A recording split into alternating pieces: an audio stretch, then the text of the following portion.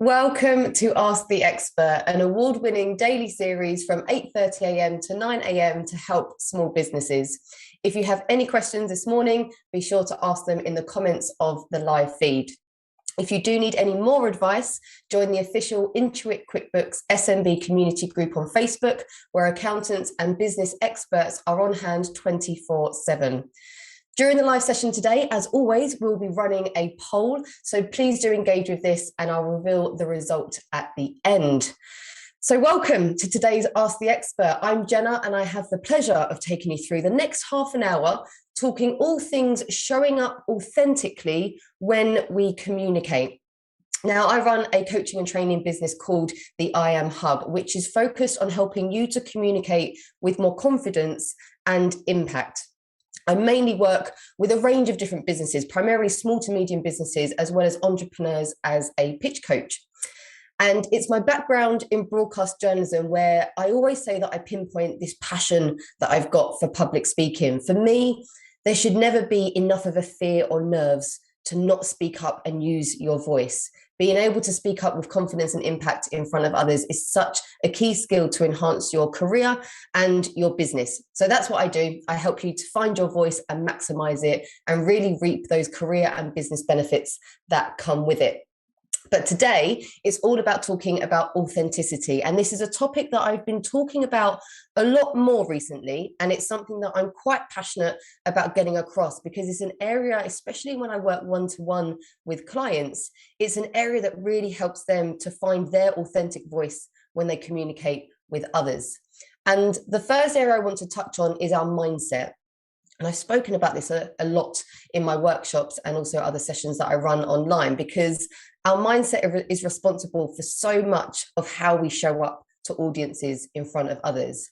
And it isn't just a case of a flick of a switch in our mind and snapping into the right mindset for the situation when we're presenting in front of others and showing up to our audiences. I always talk about it being a feeling. It's how we feel in those situations. And I've done a little bit of research in this area as well. And a really interesting way of looking at authenticity comes from two authors and academics in this space. Their names are Rob Goffey and Gareth Jones, and they explain authenticity as a quality that others attribute to us. It's a quality that others sense and they see in us based on how we show up. And I really like this way of looking at it because it means that we can control how authentically we're showing up to our audiences. And when you feel authentic and when you're showing up as the real you, not putting on this facade or putting on this front for the situation, you're going to hopefully enjoy those communication opportunities a lot more as well. So really remembering that you can control how you're showing up to others. Yes, it's a quality that others sense in us, but that's our responsibility to show up in that way. So our mindset is so powerful in this situation. And for me, as an individual, as I've looked more into this, authenticity is really about a feeling that occurs when there's alignment across three areas. And again, this is an area that I speak quite a lot about recently because it's about aligning three things, which are our values, our strengths, and our beliefs.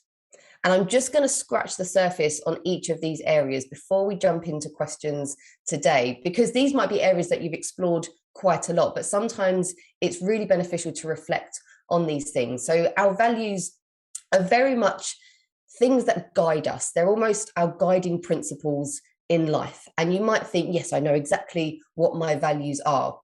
But they're really helpful because they really help to define our behavior, as does our strengths and our beliefs as well. So if you haven't already tapped into your values, do a little bit of research. You'll be able to find, and this is what I work on with my clients as well, a list of loads of different values that you can do an exercise to explore what are your core values, what are your guiding principles, and are you showing up day to day in front of audiences, presentations, communication opportunities with those in your mind as well.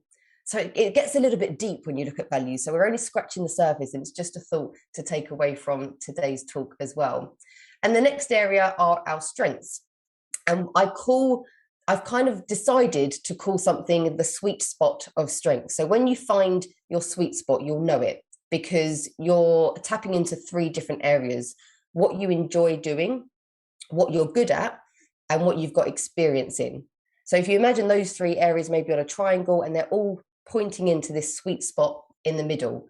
So start to think about, what do you enjoy? What are you good at? And what have you got experience in? Because those are the strengths that hopefully you're going to enjoy them because you enjoy using them, but it helps you tap into that authentic you. So what are your values? What are your strengths? And then the final part are your beliefs. And again, this might be something you've tapped into, especially if you've worked with a coach, or maybe some of you are trained as a coach as well. We talk about things called limiting beliefs, thinking about what beliefs do you tell yourself to be true. And there's an awesome quote that I came across a few years ago that I keep reflecting on and reminding myself about. And it's, whatever you believe to be true is. And I think that's a really powerful quote, because it reminds ourselves that we control our beliefs. So when we're showing up in front of audiences, yes, we might have that a bit of fear, we might have some nerves. It shows that we care about what we're doing. But if we can tell ourselves, I'm going to smash this, I'm really confident, I'm going to go into this and give it my all, that's almost telling us that that's going to happen. We're telling ourselves what we're believing. If we focus, and it goes back to the mindset that I mentioned earlier, if we focus on the negatives, which we often do, what's the worst that's going to happen? What if I forget my words? What if? Those are things that we're thinking about that we can't control. And the more we focus on those negative areas, the more likely they're going to be fulfilled. Almost that self-fulfilling prophecy element that you've probably come across. So just tapping into your authentic self, start to think about and reflect on your values, on your strengths, and your beliefs, areas that you can research and areas that have become really powerful with the clients that I work with, to help them to show up authentically. And then that translates to more confident and impactful communication as well. Now, I can't talk about showing up in front of audiences and communication without mentioning our non-verbal communication, and that's our body language. This, again, is an area I'm really passionate about getting across, because we could have the best content in our presentations, but if we're not showing up in a way that's engaging our audience through our non-verbal communication, our body language, then it's likely that what we're saying could go in one ear and out the other. And that's the last thing that we want. So spend time thinking about how you're presenting your content. And in the context of how you could relate this, it might be in meetings with prospective clients. It might be in sales pitches. Maybe it's presentations at conferences in your field and area of work. Whatever it is, make sure you're leaving time to practice how you're delivering all of that amazing content and those slide decks and presentations that you've worked so hard on, because we don't want to make that go to waste. We want to make sure we're showing up as confidently as possible. And that's where that authenticity will come through as well. If we're being true to ourselves, we're hopefully feeling a bit more confident and credible. We should portray that with our body language. And again, a really quick recap of things that make a big impact online as well as offline, because we now have this different hybrid way of working. I've just recently delivered an in-person workshop. They're becoming a little bit more familiar now, which is great, but it's still balanced with this online space of working. So online body language, you're going to be quite still. There's not going to be as much movement, but you really want to make sure you've got that eye contact with the camera lens. Build that rapport with your audience. Get them to sense that authentic quality in you by building that rapport through eye contact, hand gestures. If you've ever seen me present before, I use my hands quite a lot when I present, but it depends on what's comfortable for you. Find what works for you. Having an open posture, try not to slouching too much, making sure it's open, and working out if standing or sitting works for you when you're presenting online as well. I'm sitting at the moment. Normally when I do bigger workshops online, I'll be standing because that gives me more energy, I think. But find what works for you. And then obviously offline, now that we're starting to get back to in-person situations, really thinking about the space that you've got around you. If you are delivering a presentation to a group of people, is it on a stage? Have you got some space to make use of, rather than being in this little box online that we've been used to over the last 18 months or so? So think about your movement. Eye contact is a lot easier in person because you can catch people's eye without having to stare at a camera lens that we're so used to doing. So movement, eye contact, hand gestures, open body language, all of this really makes an impact. And finally, your facial expressions as well. Even more so online because people see us a little bit closer, but offline as well. We want to match our body language to the aim and the purpose of our presentation. So those are the areas I wanted to pick up on when we're talking about showing up authentically when we communicate. Focus on your mindset, first of all. It's the most powerful thing that we can control. Thinking about and reflecting on your values, your strengths, and your beliefs. And finally, making sure you're not forgetting the most impactful part of our presentation skills, our non-verbal communication to engage our audience. Hopefully that's given you some food for thought. And we're going to jump into questions now as we go through. I'm going to go with the first one, which is from Jade from Facebook Messenger. Good morning, Jenna. Hello. A bit of an introvert, but I'd like to build my network. What's your best networking advice? Interesting one. Networking is great. When we talk about showing up authentically, this is a really interesting opportunity to do that because it's a conversation that you're having. You haven't necessarily prepared this presentation or this pitch. So networking is an opportunity for you to just have a conversation with other people and being yourself as much as possible. As an introvert, it takes more effort and energy to really build up to these moments. And after a networking event, you might feel quite drained and really sort of need to relax. But just make sure you find, I guess, nail what value you want to get from that networking situation. The more you can focus on what you want to get out of it, the more focused you're going to be in those networking opportunities as well. So it might be that you set yourself a goal of, I want to meet 3 strong quality connections today and be able to take that conversation further. In that case, you're going in there with quite a good, clear focus, and that confidence is hopefully coming up because you want to make sure you're reaching your goal from the networking. So you'll approach people. I always say with networking, it's almost like starting school again, because you see these little clusters of people dotted around who are all having a conversation. You're thinking, how on earth am I going to get into that conversation? It does take courage. It does take one of those moments that you think, you know what, let's just do this. And the worst that's going to happen, I've never been to a networking event where I've approached a group to say, do you mind if I join you? I've never had in this situation where someone said no.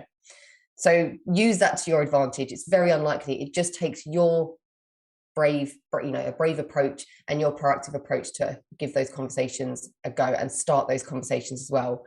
So hopefully that helps, Jade. As an introvert, yes, they can be quite overwhelming and quite draining, but it doesn't mean that you go away from your authentic self. It's thinking, what do I want to get from these networking opportunities? What are my goals? And going from there as well. So good luck with your networking opportunities that are coming up, especially as they're starting to get more in person now as well. Online, slightly different. The best networking opportunities I had online was when it had speed networking and you'd go into breakout rooms and meet new people. And therefore you don't have the uncertainty of who do I approach. You're given the person that you're going to speak to. But certainly offline and in-person events, they can be a little bit more overwhelming. So just think about what you want to get from them. Okay, moving on to Gretchen from Twitter. So direct message on Twitter. Good morning, Jenna. I've been told that my voice is monotone when presenting. How can I sound more enthusiastic without being fake? Love this question because this is all about authenticity. And we've all heard of that fake it till you make it statement. And I still use that to an extent today. And there's a really interesting, again, this is research that I've done in this area that I'm still digging into. But there's a difference between intentionally altering your thoughts and attitude towards something to get in a more positive, confident state and manipulating your audience to pretend that you're someone that you're not. So fake it till you make it, for me, is simply just about altering your thoughts and attitude. I've gone off on a tangent there, but it's really important that when you say that, as long as you're getting yourself in the right mindset, you're still being true to your authentic self. It's not about putting on this pretense. It's a big difference. So back to your question, in terms of monotone voices, it just takes a bit more effort. I'd encourage you, if you haven't already, Gretchen, to record your voice. And if you have recorded it and you've noticed that you've got a monotone voice, first of all, that's the biggest step as well. Not many people like listening back to their voice. The next thing to do is just make a real effort to get a little bit more rise and fall into your voice. And the best way to do this is, if you've got a presentation or a script that you've been working on, highlight the key words and put emphasis on those words when you read it back. Because you'll notice that when you emphasize the words, automatically your tone of voice will start to have a little bit of a change in it, rather than it being this natural monotone voice that you might have. So start with that, highlight the words that will really force you to get more up and down in your voice, and keep recording yourself back. You will notice a difference, but I encourage you to get other people's opinions as well, because we're often our own worst critics. So as much as you can give yourself as much feedback as possible, get some other feedback from people that you trust to give you an honest opinion, because that's going to often help us rather than getting into our heads and trying to focus on something that we can't quite get. So hopefully that helps, but you try to use that technique of highlighting your keywords and repeating it back. Okay, Evan on Facebook Messenger. I'm usually quite good at watching my body language in person, but I found it tricky when we were over Zoom. What should I be looking out for when working from home? And we're all still, I say we're all, that's a very generalization, but a lot of us are going to be working in this hybrid environment probably for the foreseeable future. It's the balance that we've now got and this ability to work from home and maybe have some days in the office as well. So Zoom isn't going away. These online platforms aren't going to go anywhere. Similar that they were still there before COVID, they've just become a lot more prevalent. So similar to what I said with the body language area that I spoke about, Evan, making sure that you're not moving too much in your screen, because that can be really off-putting. When you're working from home, you're in a meeting, if you've got one of those swivelly chairs, how easy is it just to kind of swivel and have this movement? And sometimes in person, you see people doing random movements, and it's often this nervous energy going somewhere. So really on screen, you want to be as still as possible, because we just haven't got that much space to move in and out of the shot. We want to be heads and shoulders. Think about your framing. So heads and shoulders should be filling the shot as much as possible, not being too far away and having too much space around you, but at the same time, not being too close to the screen and it being quite intimidating. So that's your positioning. And the key one for online meetings to make more impact is very much eye contact.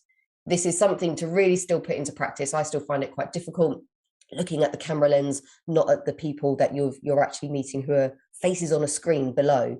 The camera lens is where you want to be looking at, and you can see the difference between those two areas. So eye contact, your movement, your framing, and then finally, find what works for you in terms of hand gestures. You still want to show your personality online. Sometimes that comes from our tone of voice more often than not, but still think about what works for you in terms of hand gestures and making sure you're showing that personality. So those are the things to look out for when working from home. And because we've been doing it for so long, sometimes we can get a little bit complacent and we might lose some of these basics. So just revisit the basics every now and again and just check in on the impact you're having online. Okay, Bethany on Instagram. Sometimes stress gets the better of me, and I'm conscious of it showing when I'm in meetings. Do you have any tactics for how to make this separation, park whatever is stressing me out so I can focus on the presentation at hand?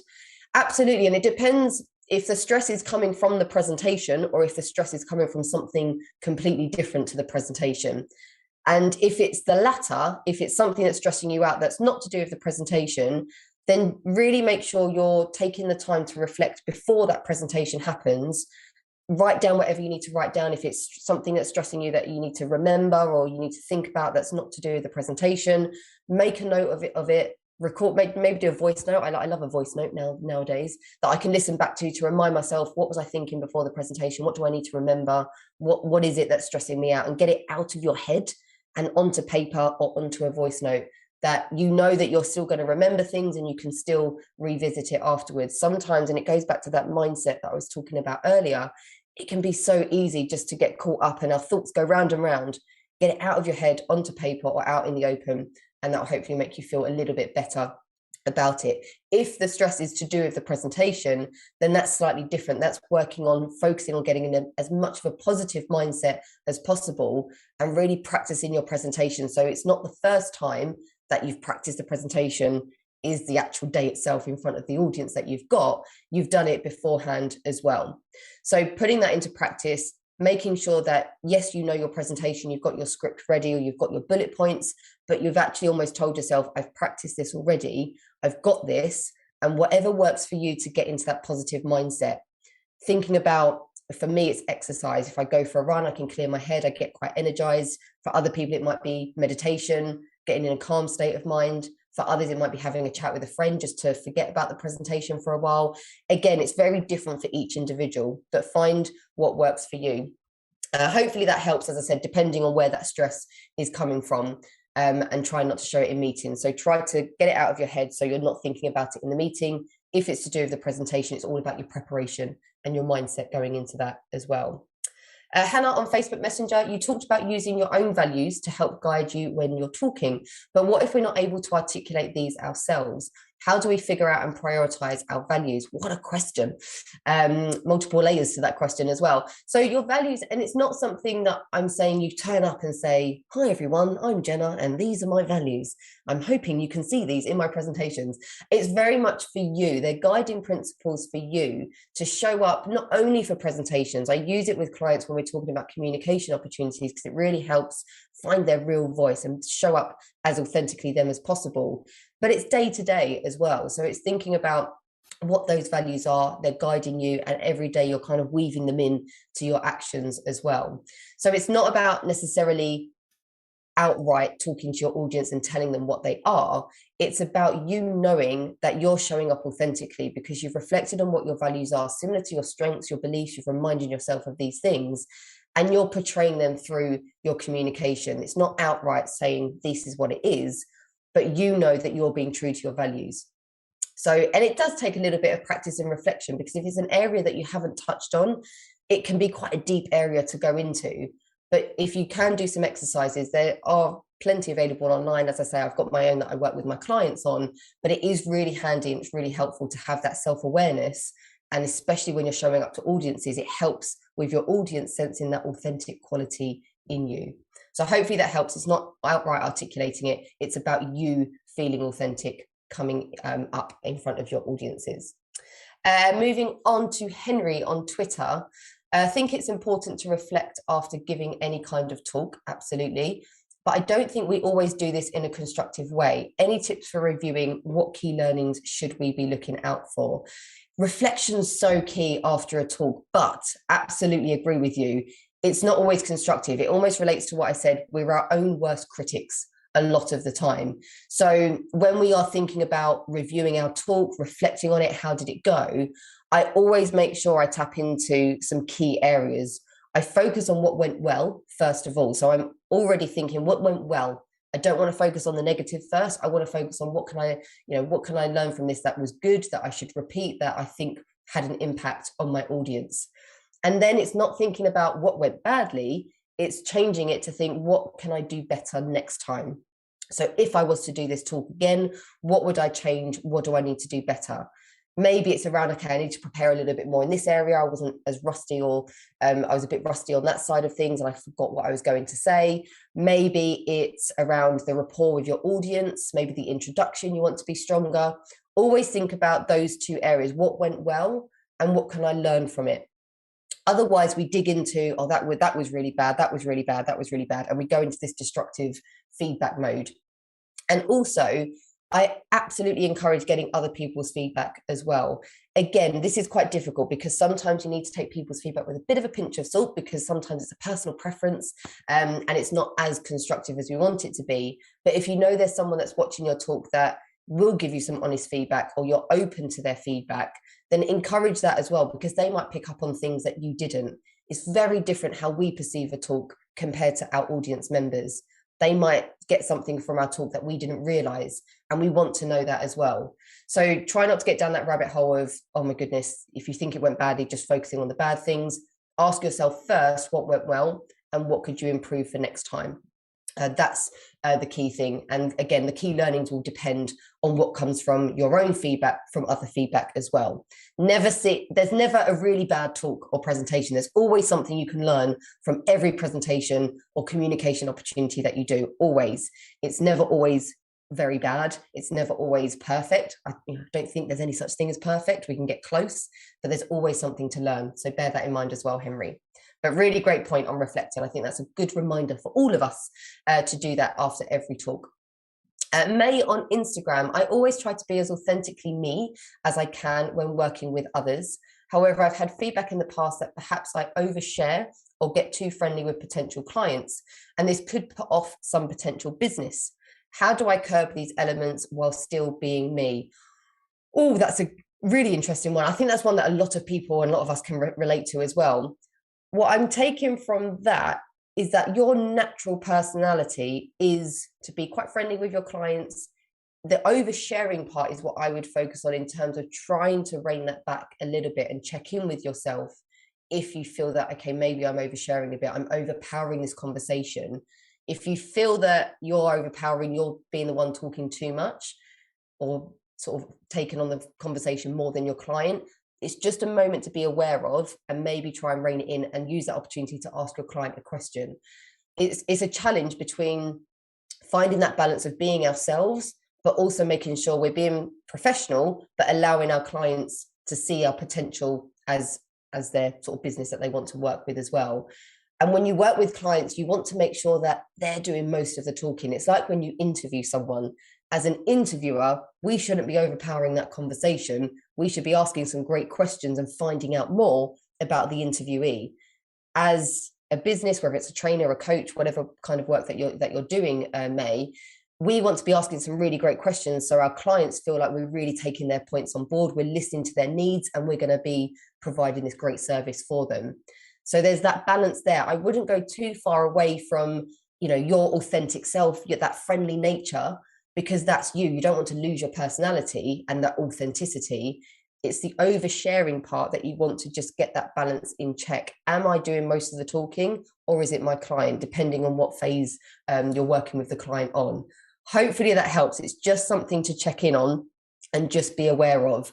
I can definitely resonate with this. I'm a talker, and I can absolutely remember times where I felt that I've overshared. And I think the fact that you've got that feedback is really useful. Don't see that as a bad thing. Thank goodness someone's told you, so you can then work on it. Otherwise, you might carry on being this oversharing person, and it might impact your clients and the business that you have. Just try to find that balance, May, and actually see what feedback comes back afterwards. If you make some changes, you might notice clients reacting differently, maybe in a more positive way. You might get some really good feedback. So you'll notice if things are starting to change. Just don't go too far away from the real you. You still want to show up authentically as May, and not feel that, again, you're putting on this facade or this pretense to your clients, because that's why they're working with you. Our clients relate to us. They find people that they want to work with, that they can relate to, they build rapport with, and can obviously do a great job. So they want to see your natural personality. Just watch that oversharing part as well. Excuse me. Okay, Elliot on Facebook Messenger. Any advice for handling probing or even hostile questions after a pitch? Yes, this happens quite a lot. Obviously, I want to give strong, genuine responses, but also not get frustrated or let it get to us. Really, really common thing, especially when you're going for quite tough investor pitches. Sometimes you can get some really challenging questions. And hostile is an interesting word there. If it is coming across as quite hostile, it's tough to be able to then maintain that professional, personable approach that you've probably dealt with and put across in your pitch. But the Q&A is such a key part of the pitch. Don't forget that it's not just pitching then Q&A. This is all in one. Yes, you've delivered a great pitch. Hopefully they're interested. What I would take away from that is that the fact that they're asking some interesting questions, hopefully not, if it's hostile, that's something different that I'll talk about in a moment. But take that as a positive, that they're interested and they want to get something from you. When they're probing, it's just that they want to get more information. They've heard something they like, they're probing further, and they want to find out, is this the right company maybe for me to invest in, if it's an investor pitch, for example. If it comes across quite hostile, this is very much down to you keeping your composure and almost being prepared for this before the pitch. If you've been in these situations, then go in remembering and reminding yourselves that, okay, if the Q&A maybe gets a little bit hostile, then you can prepare for that. So it doesn't come as a surprise. You're almost already thinking, if this happens, this is how I'm going to react. The key thing I would say is almost come across as that cool, calm, collective person, and try not to let that frustration come across. If it's a question that you don't know how to answer, be really honest. Don't try to pull the wool over their eyes. They're going to see through it. It's a great question. I can understand why you're going down this line of questioning. It's not something we have the data for at the moment, but we can absolutely follow up with you afterwards. Keep it honest. Try not to pull the wool over their eyes, especially if they're that type of person who might really nitpick in what you're saying. So I'm hoping that helps. But yeah, pitches, especially pitches to do with investor pitches, pitching your business, it's nerve-wracking. This is your business. It's your baby. You want everyone to get on board and be interested and excited as much as you are. That's not going to be the case all the time. Trust yourself that you've got that passion, that belief in your business. For other people who are probing and going quite far with their questioning, see it as a compliment. See it as, okay, they're interested in my business. I just need to maintain my composure and do as well as I can in the Q&A. Hopefully that helps, but great that you're getting some getting in front of maybe investors or doing some pitches, but definitely just focus on keeping yourself, that authenticity that we've been talking about today. And hopefully you'll end those Q&As really positively. Okay, that's all we've got time for in terms of questions. My goodness, that always goes so quickly. But I did promise that we was going to do a poll as always, and the poll results are now in. We asked you, do you find it hard to be authentic in professional settings? 90% of you said yes, and 10% answered no. Wow, how interesting is that? And this is why this is such a key topic, and I'm really passionate about this, because if we're turning up in professional settings, even to do with our businesses, the reason why you might have started a business in the first place is because you wanted to put your own stamp on it, put your personality across, do something that's for you rather than for someone else. So really think about who is the authentic you, tap into those values, strengths and beliefs. But the fact that 90% of you find it hard to be authentic, take some time to reflect on that, because it's such a key thing. We want to feel authentic and enjoy our jobs, our businesses as much as possible. So really interesting, and thank you for engaging with the poll there. And thank you so much for tuning in today. If you do have any questions for myself that I haven't been able to answer today, or if you'd like to connect with me, please do so on LinkedIn. It's Jenna Davies. You'll find me on there. And coming up on Ask the Expert tomorrow is Judith Dugdale. She's an accountant and head of digital solutions at MHA Moore and Smalley. Tune in to learn how to maximize the value of your business. What a great follow-on to today's session as well. And a reminder that if you do need any more advice, join the official Intuit QuickBooks SMB community group on Facebook, where accountants and business experts are on hand 24/7. I've really enjoyed answering your questions this morning, and I hope you have a great day.